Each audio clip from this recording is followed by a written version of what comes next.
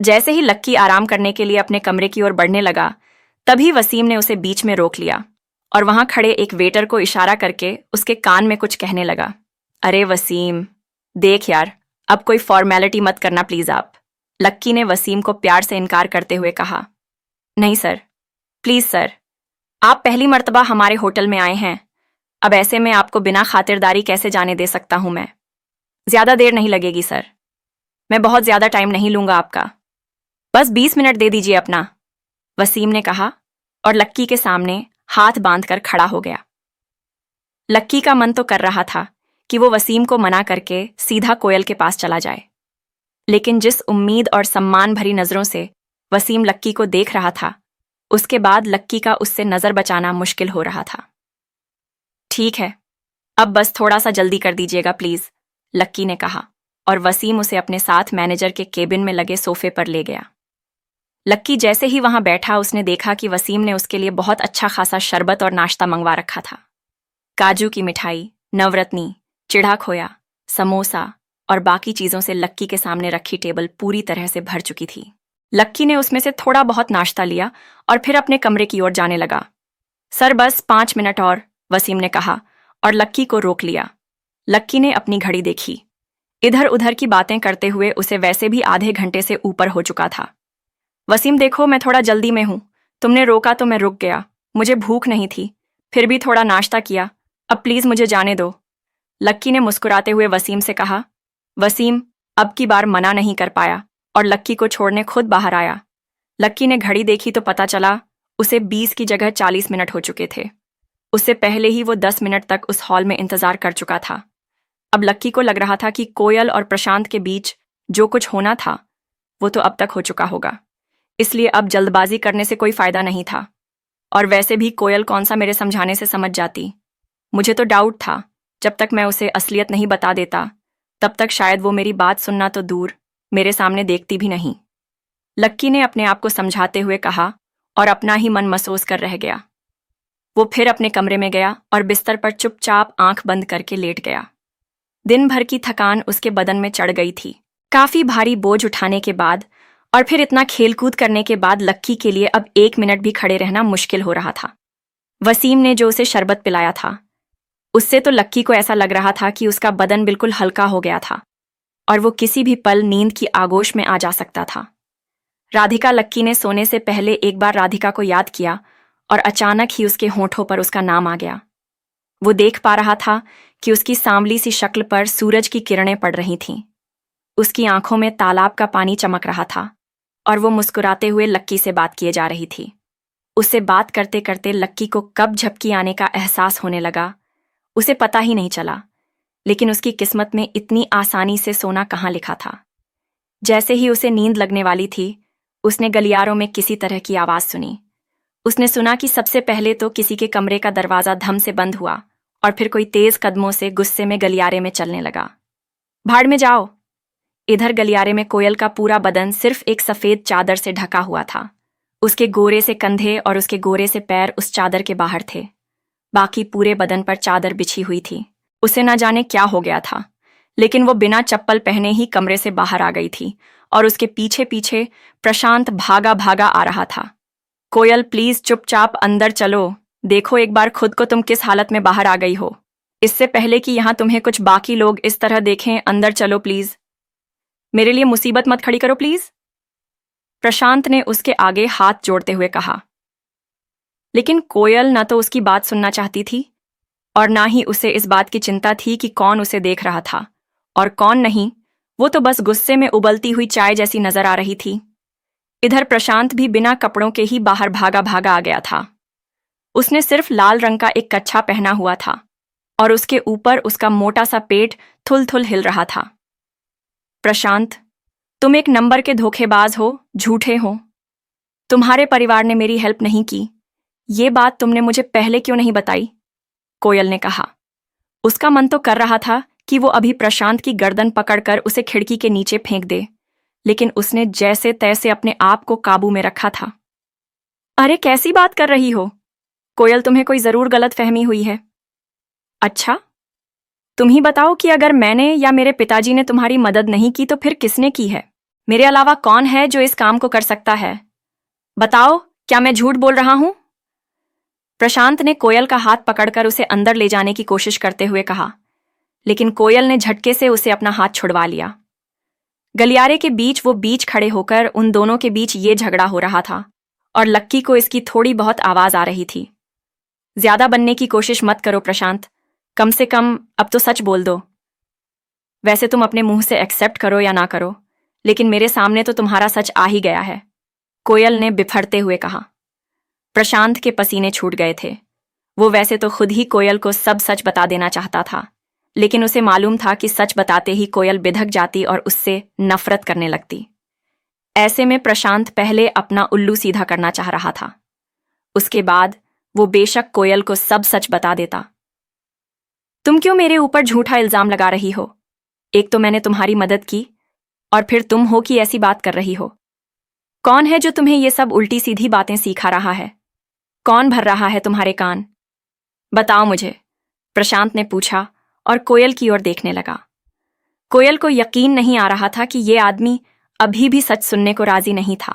उसने गहरी सांस ली और अपने बदन पर लिपटे चादर को ठीक करते हुए कहा, अभी ना मेरे पापा का फोन आया था। मेरे पापा को क्रांति रायजादा बार बार फोन करके उन्हें ऑफिस बुला रहा है। सुबह हमने जो मोहित के साथ किया, शायद उसी की वजह से उन्हें बुलाया जा रहा है। अब इधर मैंने तो कह दिया कि मैं और प्रशांत एक साथ थे। मेरे पापा भी बहुत फ्री हो गए, लेकिन उनका फोन फिर से बजने लगा। उन्होंने सोचा कि मुझे डिस्टर्ब करने से अच्छा है कि वो खुद इस मैटर को सॉल्व कर लें, इसलिए वो सीधा तुम्हारे पापा से मिलने के लिए चले गए। पर तुम्हारे पापा ने खुद मेरे पापा से कहा कि ना तो उन्होंने उस दिन हमारी हेल्प की थी और ना ही वो आज इस मैटर में हमारी हेल्प कर पाएंगे। कोयल ने फूलती हुई सांस को थामने की कोशिश करते हुए कहा। फिर उसने एक बार और दम भरा और गुर्राते हुए बोली, और तुम यहां मुझसे हर रोज झूठ पे झूठ बोले जा रहे हो। ये सुनते ही प्रशांत को लगा कि उसके सारे किए कराए पर पानी फिर गया था। कहाँ तो इतनी मुश्किल से कोयल को मनाकर अपने साथ लेकर आया था। कोयल को अपने साथ लाने के चक्कर में उसे उसके दोस्तों का खर्चा भी झेलना पड़ा। उसने कमरे में जाते ही कोयल को रिझाना भी शुरू कर दिया था। शुरुआत में कोयल थोड़ा शर्मा रही थी, लेकिन बाद में उसकी भी शर्म खुल गई थी। और जैसे ही वो लोग आगे बढ़ने वाले थे कि तभी कोयल के पिता का फोन बज गया। सही वक्त पर उनका फोन बजा, वरना आज बहुत गड़बड़ हो जाती।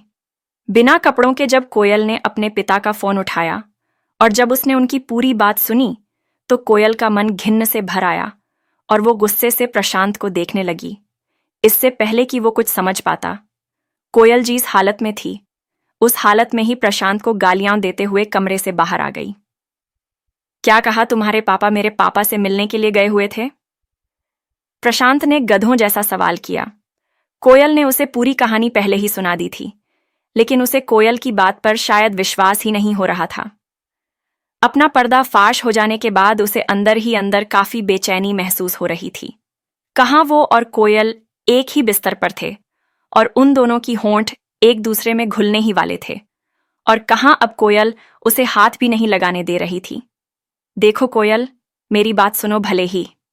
प्रशांत ये कहते हुए कोयल की दिशा में आगे बढ़ने लगा और उसका हाथ पकड़ने की कोशिश करने लगा। वो इस वक्त कोयल को शांत करवाने की कोशिश कर रहा था। उसका मतलब पूरा होता या नहीं होता, ये बात बहुत अलग थी, लेकिन अभी इस बात पर तमाशा खड़ा हो जाए। प्रशांत उससे पहले कोयल को अंदर ले जाना चाहता था। उसने जैसे ही कोयल की ओर अपना हाथ आगे बढ़ाया, उधर कोयल ने उससे अपना हाथ छुड़ाते हुए कहा, मेरे पास ना आने की कोशिश मत करना। तुम एक नंबर के घटिया इंसान हो। पता नहीं मुझे क्या हो गया था जो मैंने तुम्हारी बात पर विश्वास करने की गलती कर दी। तुम जैसे को तो, कोयल ने कहा और गुस्से में अपने दांतों को भींच लिया। वो प्रशांत के चेहरे को अभी एक सेकंड के लिए भी नहीं देखना चाह रही थी। उसकी छुअन भर से उससे नफरत हो गई थी। उसका मन तो यही कर रहा था कि वो प्रशांत की उंगलियां ही काट दे। जैसे ही कोयल ने प्रशांत को पीछे धक्का दिया, प्रशांत का बैलेंस बिगड़ा और वो पीछे रखे एक चीनी मिट्टी के स्टैच्यू से टकरा गया। उसके टकराने की वजह से वो बड़ा सा स्टैच्यू फट से नीचे गिरा और टूट गया। पूरा गलियारा उसके टूटने की आवाज से गूंज गया था और साथ ही उसके टुकड़े भी पूरे गलियारे में पसर गए थे। लेकिन उस बात से कोयल को कोई फर्क नहीं पड़ रहा था। वो अभी भी प्रशांत से लड़े जा रही थी। ये स्टैच्यू तुमने तोड़ा है? तभी एक अधेड़ उम्र के आदमी ने उन दोनों के पास आते हुए कहा। उसकी गुस्से भरी नजरें कभी उस पुतले को तो कभी उन दोनों को देख रही थीं। वो आदमी कोई और नहीं बल्कि वसीम ही था। गलियारों से आती इतनी तेज आवाज सुनकर वो खुद भागा भागा गलियारे में पहुंच गया था और उसके पीछे उसका स्टाफ भी आ गया था। जैसे ही कोयल ने इतने सारे लोगों को देखा, वो घबरा गई और बोली, हाँ, हमसे ही गलती से हो गया है। अच्छा, कोई बात नहीं। ये बात अच्छी है कि आपने खुद ही अपनी गलती मान ली, लेकिन अब इस नुकसान की भरपाई के लिए आप हमारे होटल को कॉम्पेंसेट कर दीजिएगा, वसीम ने कहा और फिर उस स्टैच्यू को देखा। उसके टूट जाने की वजह से उसे काफी दुख हो रहा था, लेकिन जैसे ही कोयल ने वसीम की ये बात सुनी, उसका गुस्सा और ज्यादा बढ़ गया। क्या कहा इस टुच्चे से स्टैच्यू के लिए मैं आपको कॉम्पेंसेट करूं? इसमें था क्या? स्टैच्यू ही तो है। अगर तुम लोग इतने ही गरीब हो तो इतना बड़ा होटल क्यों खोल रखा है? जाओ, चाय की दुकान चलाओ। कोयल के मुंह में जो भी आ रहा था वो बके जा रही थी। उसके गुस्से ने फिर से उसे अपने कब्जे में ले लिया था, लेकिन क्योंकि वसीम देख पा रहा था कि वो एक बड़े बाप की बिगड़ी हुई औलाद से ज्यादा और कुछ नहीं थी, इसलिए उसने सोचा कि उससे बहस करने का कोई फायदा नहीं है। वो वसीम और उसके स्टाफ के बारे में जो भी बुरा भला कह रही थी, वसीम ने वो सब सुना और फिर बोला, आप जो कह रही हैं वो सब ठीक है। हम लोग आपके जितने अमीर नहीं हैं, मेहनत करते हैं, खुद कमाते हैं और खुद खाते हैं। और आपने जो स्टैच्यू तोड़ा है ना, ये कोई टुच्चा स्टैच्यू नहीं है जो गली बाजारों में बिकता हो। इसे जर्मनी के मशहूर स्कल्पचर अर्नेस्ट बेलरेक ने बनाया है।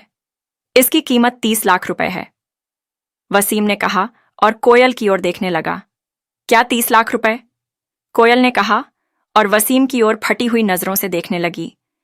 उसे ऐसा लग रहा था कि वो अभी तक तो सोई हुई थी, लेकिन किसी ने अचानक उसके मुंह पर पानी डालकर उसे जगा दिया था, जिससे स्टैच्यू की कीमत 30 लाख रुपए थी। वो कभी अपने सपने में भी नहीं सोच सकती थी। वसीम भी उसके आगे और कोई बात नहीं कहना चाह रहा था और उसने सीधा एक वेटर को इशारा किया। वेटर भी उसकी बात समझ गया और तुरंत उसके ऑफिस में जाकर उस स्टैच्यू का सर्टिफिकेट और उसका बिल लेकर आ गया। वसीम ने उसके हाथ से वो बिल लिया और कोयल के हाथों में थमा दिया। उन दोनों चीजों को देखते ही कोयल के तो होंठ ही उड़ गए थे। 30 लाख रुपए तो उसने कभी अपने घर में एक साथ देखे भी नहीं थे।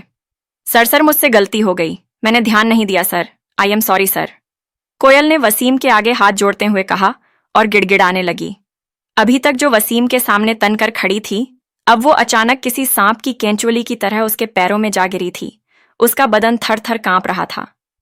आपको क्या लग रहा है, आप मेरे सामने हाथ जोड़कर गिड़गिड़ाएंगी तो मैं आपको छोड़ दूंगा? और वैसे भी आप खुद ही तो कह रही थी कि आपके लिए बहुत टुच्चा सा स्टैच्यू था और हम लोग गरीब हैं, तो फिर जल्दी से आप अपने घर फोन लगाइए और हमारे स्टैच्यू के 30 लाख रुपए दिलवा दीजिए, वसीम ने कहा और उसकी ओर देखकर मुस्कुराने लगा। घर का नाम सुनते ही कोयल के पैरों के नीचे से जमीन खिसक गई थी। भरी गर्मी में वो ठंड के मारे कांप रही थी। अब आगे क्या होने वाला था? क्या कोयल इस मुसीबत से निकल पाती? अगर उसके घर पर यह सब पता चलता तो उसके ऊपर क्या पहाड़ टूटने वाला था? क्या लक्की फिर से कोयल को बचाने वाला था?